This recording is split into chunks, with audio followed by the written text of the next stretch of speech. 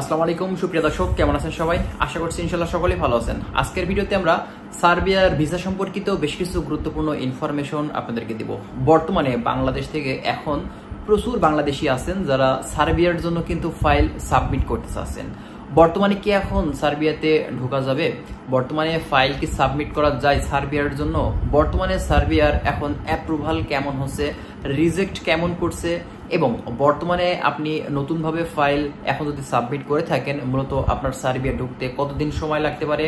এবং আরেকটা গুরুত্বপূর্ণ জিনিস সেটা হচ্ছে, অনেকেই আছেন যারা সার্টিফিকেট বিষয় নিয়ে কিন্তু দ্বিধাদ্বন্দ্বের ভিতরে থাকেন যে আমি সার্বিয়াতে যেতে চাই, যেহেতু সার্বিয়া যেতে হলে সার্টিফিকেটের প্রয়োজন আছে, এক্ষেত্রে আমার তো শিক্ষাগত যোগ্যতা নেই, তো এক্ষেত্রে আমার ক্ষেত্রে আসলে ভিসা করতে গেলে সমস্যা হবে কিনা বা আমি আদৌ যেতে পারবো কিনা।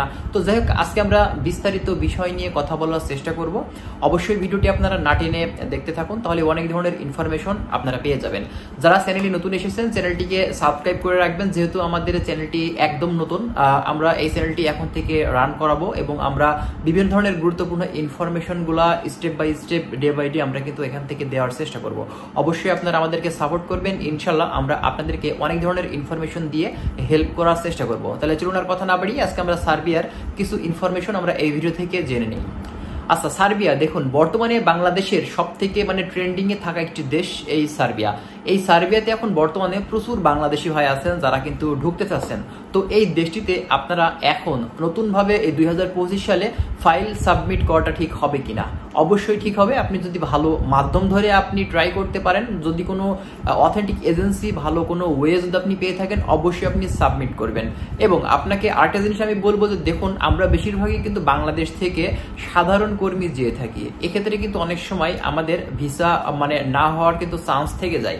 আপনি যদি একজন স্কিল ওয়ার্কার হিসেবে বাংলাদেশ থেকে যেতে পারেন, এক্ষেত্রে কিন্তু আমাদের ভিসা হওয়ার চান্সটা যেমনটা বেশি থাকবে এবং আমরা সেখানে গিয়ে ভালো সুযোগ সুবিধা বলতে আমরা ইনকাম কিন্তু সেখান থেকে ভালো করতে পারবো। দেখুন, যারা সাধারণ কর্মী তারা কিন্তু কাজ বেশি করে কিন্তু ইনকামের বেলায় কম। কিন্তু আপনি যদি একজন দক্ষ শ্রমিক বা স্কিল ওয়ার্কার হয়ে থাকেন, সেক্ষেত্রে কিন্তু বাইরের দেশে গিয়ে সেখান থেকে আপনার পরিশ্রম কম করেও কিন্তু ভালো টাকা ইনকাম করা যায়, এটা কিন্তু আমরা দেখে থাকি। তো অবশ্যই আপনি যে কোনো কাজ শিখে যদি আপনি বাইরে যান, সেক্ষেত্রে কিন্তু সব থেকে বেটার হবে। আর বিশেষ করে বিল্ডিং কনস্ট্রাকশনের কাজটা আপনারা শেখার চেষ্টা করবেন, যেহেতু বিল্ডিং কনস্ট্রাকশন সাইডের বিভিন্ন সাইড আছে।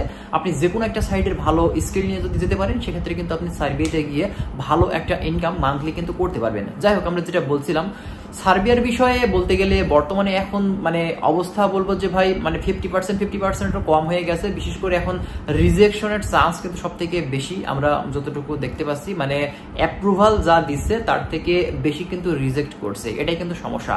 আর রিজেক্টের যে কারণগুলো আমরা দেখতে পাচ্ছি সেটা হচ্ছে আপনার পালিয়ে যাওয়ার যে বিষয়টা, এই ইস্যুটা দেখিয়ে কিন্তু বেশিরভাগ ক্ষেত্রেই রিজেক্ট করছে। তো অনেকেই বলেন যে ভাই আমি যদি একবার রিজেক্ট খাই, তো এক্ষেত্রে পরবর্তীতে আমি যদি নতুন করে আবারও যাওয়ার জন্য ট্রাই করি, এক্ষেত্রে হবে কিনা। দেখুন, যদি আপনার অন্যান্য কোনো ইস্যু দেখিয়ে আপনাকে যদি রিজেক্ট করে, সেক্ষেত্রে আপনি পুনরায় আবারও কিন্তু ট্রাই করতে পারেন, আবার কিন্তু ভিসা হওয়ার চান্স কিন্তু আপনার থাকতে পারে। কিন্তু আপনাকে যদি পালিয়ে যাওয়া বা সেখান থেকে মুভ করার ইস্যু দেখিয়ে যদি আপনাকে রিজেক্ট করে থাকে, এক্ষেত্রে ট্রাই না করাটাই সব থেকে বেটার হবে। কারণ আমরা যতদূর পর্যন্ত জানি, এই ধরনের রিজেক্ট দেখিয়ে যদি আপনার ভিসাটা না হয়ে থাকে, সেক্ষেত্রে আপনার নতুন করে ট্রাই না করাটাই সব থেকে বেটার। ঠিক আছে, তো যাই হোক, বর্তমানে এখন সার্বিয়ার ভিসা রেশিও কিন্তু আগের মতন এখন আর কিন্তু নেই। তবে বিভিন্ন এজেন্সি বা বিভিন্ন দালাল যারা কাজ করছে তারা কিন্তু আপনাকে অনেক ধরনের প্রলোভন দেখাতে পারে। বর্তমানে এখন অনেক ভিসা হচ্ছে, বর্তমানে আপনি ফাইল দিলেই ভিসা হয়ে যাবে, এই ধরনের কথাবার্তা কিন্তু বলতে পারে, কিন্তু বিষয়টা কিন্তু ভাই সত্য না। ঠিক আছে,